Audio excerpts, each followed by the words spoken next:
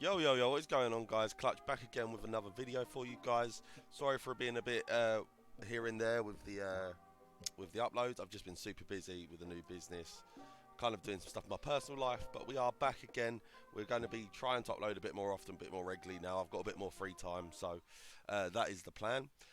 If you guys do enjoy the video, drop it a like, drop it a comment. Let me know what you guys want to see from me in the future. So as you've seen by the title, this is going to be a 4-2-2 tactics video.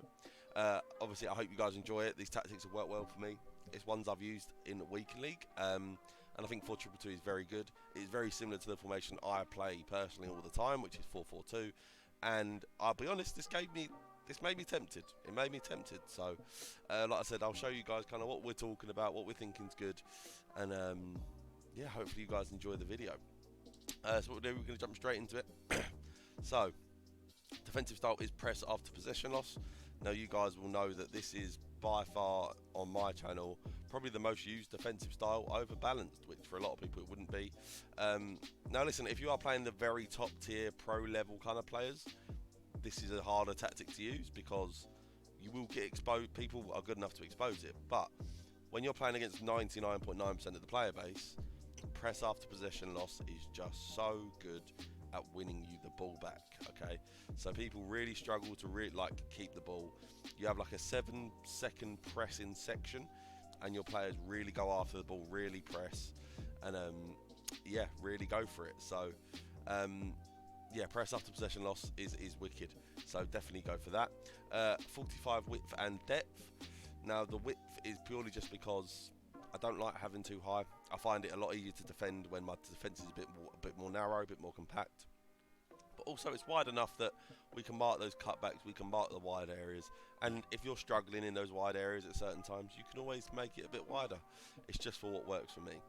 And then regarding the depth, is 45 is just my kind of general mid-ground of what I find to be comfortable. I either use 45, and it sounds drastic, or I'll use the 72 for the automatic offside traps, and it really just depends how I'm wanting to play. But 45 for me has been absolutely fine, so that is what I am using.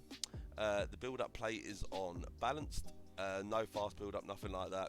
As much as it does work with a 4-2-2, and I think it's solid, for me, balance is just a far better option. It just doesn't feel anywhere near as chaotic, and it just feels a lot easier to play game to game than it would be if you had fast build up off the start.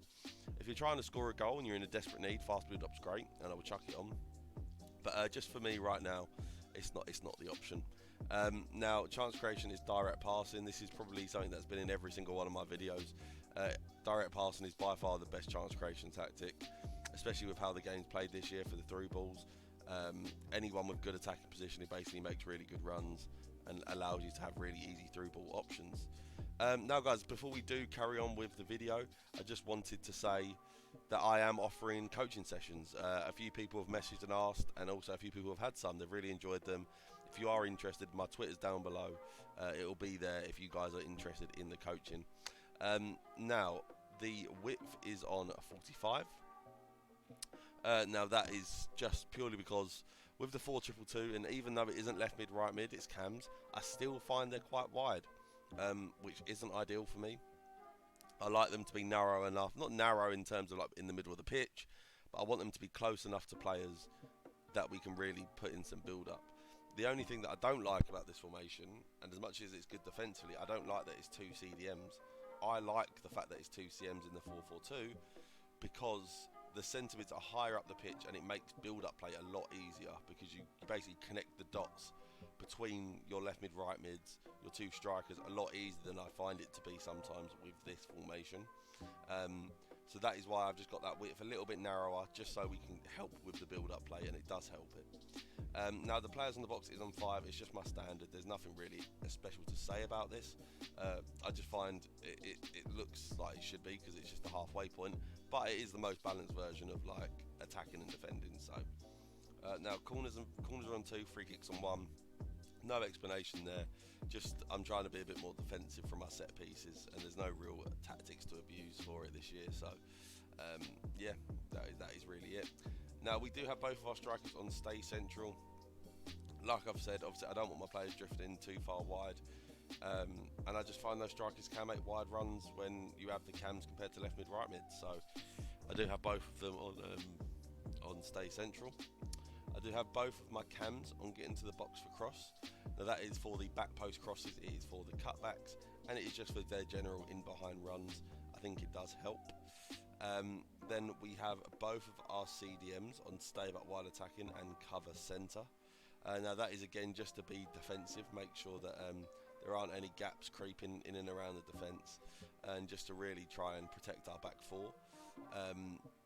Now obviously this can again lead to struggles in build-up play, and maybe if you want to change it, you could just change one of them to balanced compared to just both on stay back. Maybe that's something I might consider doing, but this is how I played with the team, so I'd rather give you a realistic setup of what I used. And then I do have both fullbacks on stay back while attacking, again just to cover those wide areas, because attacking down the wings has just become so prevalent on this game. Yeah guys, so listen, I hope you guys did enjoy. Like I said, if you are interested in coaching, it is in the description of my Twitter. Obviously if you are interested in having your weekly games played, obviously I've got the graphic I think here. It is our website where we have and offer those kind of services for anybody interested. I think it's cheap and I think it's fair. So yeah, if you're interested, go and check the website, and yeah, I'll see you guys next time. Peace.